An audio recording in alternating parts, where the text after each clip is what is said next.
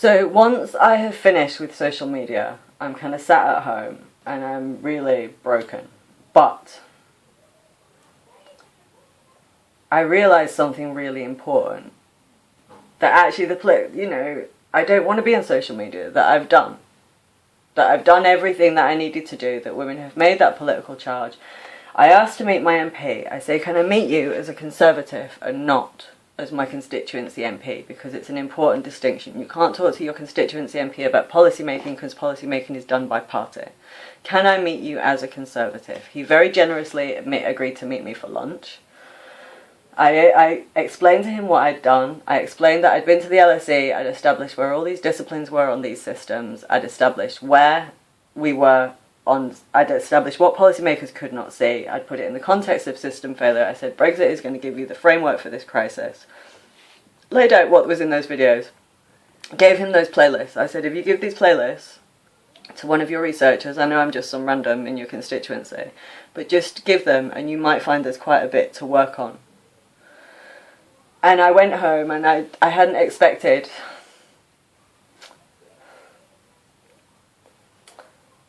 it was a bit like when the fridge stops buzzing and you realise it's been driving you mad for 9 years. And I thought, this is alright actually. I'm not on social media, I don't have to have contact with activism where that will happen.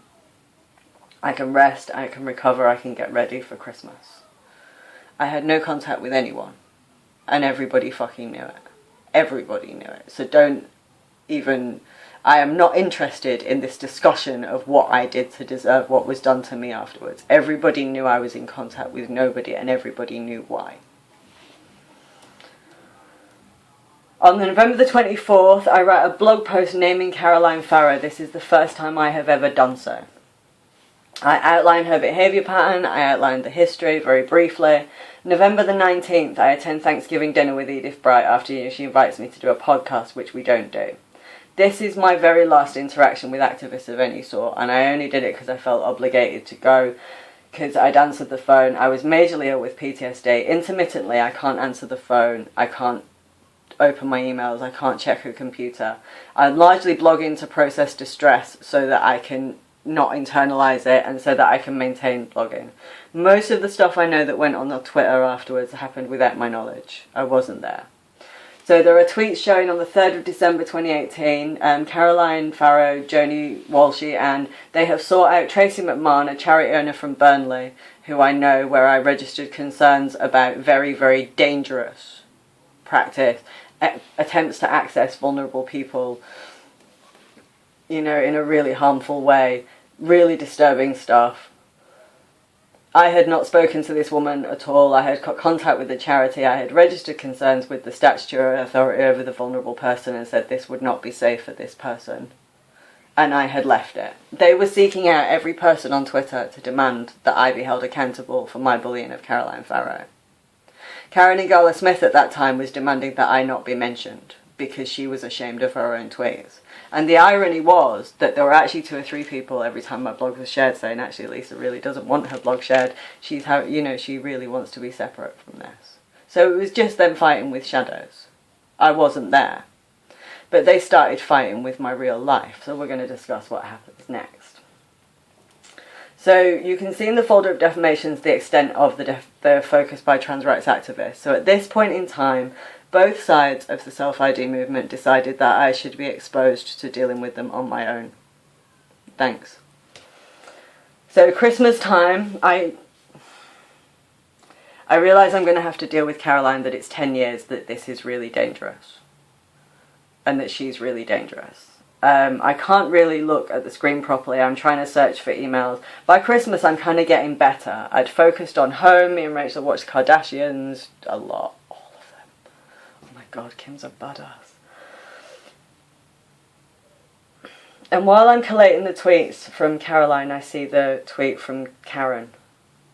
And I'm stunned that she's done this and terrified that she's done this, and I suddenly understand why there's been absolute silence regarding what's going on with me, that she has demanded it. I issue a panicked blog post asking for a retraction. I email her, I need you to retract that. This is dangerous. I have a child. This is like literally bolstering 2 material risks for a child, removing my ability to deal with trans rights activists and trying to end my career in 1, to punish me because you didn't know something that you had no reason to know after you hosted a meeting at the House of Lords which said you couldn't have known because that analysis had never been done. And yet you're still doing this to me. After that meeting says that you are now aware of those systems, you could not have been aware when those tweets were made, I have done nothing, and you've done this. Now, the tweet was done openly without fear of censure, so it wasn't a problem then. It wasn't a problem to say, but it did become a problem later when I described it, because she knew it was serious. Now, I wrote a blog post called Feminism is Cancelled, Your Feminism is Cancelled. Now, I actually still regret publishing that. It wasn't written as a blog post. It was written as a way to process how angry I was in private. And then by Christmas I was so... I shouldn't have published it, I shouldn't have sent it. It was an impulsive... I still think, even though Karen has demonstrated every word of it over and over again, and it's entirely accurate, I still regret sending it. So, but then I'm able to do that because I'm not a pathological narcissist. 6th of January, Jane Egerton, a BBC producer, goes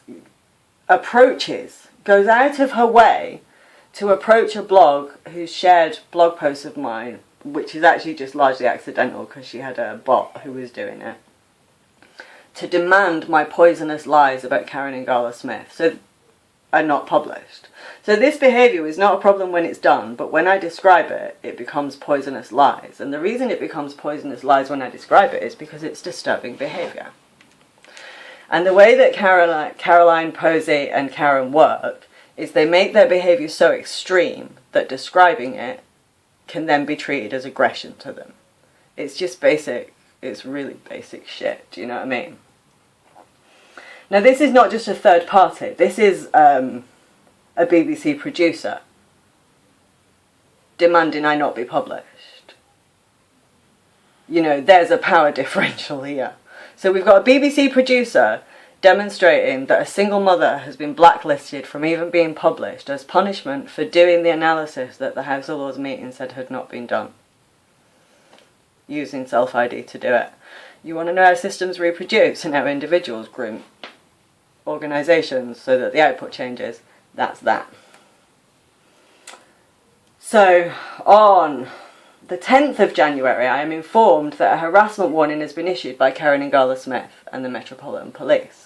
Now, at the time, I am so ill that my sphere of social interaction is about 5 people. I can't use my laptop. I definitely can't use a smartphone. I definitely can't look at Twitter. We're not connected by a single other person. I've completely cut off from activism. We're not connected by one person.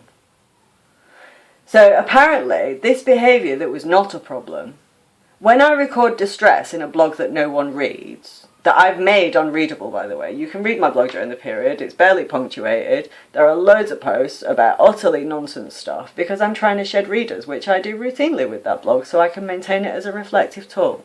But me recording my distress and her, when she's typing Control and F and putting her own name in my blog to seek out distress that she's caused, she then obtained a harassment warning so that the Metropolitan Police will abuse me. But as I cannot possibly breach this harassment warning because I don't have capacity at that moment, I'm not that worried about it. I figure when things have quietened down, I'll go see a solicitor, I'll do the defamation thing. 12th of January, Karen and Gala Smith request to follow my blog. 28th of January, I go online for the first time in months. Every thread I post on Mumsnet, Caroline and her trolls pop up. Caroline is not trolling on her own that day. Let me be clear with you. Caroline Farrow was trolling that day, but she was not doing so alone. And what Caroline has found with Posey and Joni is a little environment where lots of people will do that because their dysfunction mirrors trans rights activists. Now, I've uploaded one thread which was 33. There was a thread on Mumsnet where I said I'm not to be made part of this woman's theatre. But, you know, Mumsnet uphold that kind of abuse quite often, and they deleted my account without telling me. Kevin McDougall subscribes to my YouTube channel. 5th of February, Karen makes a statement about Katie Ghost, clearly stating that as a CEO of a domestic abuse charity, it's the responsibility of feminists to hold her to account. This is projection. She also says that all you really need for evil to flourish is silence, which she has demanded regarding me, so that she can do this. So we're going to go on to the next bit.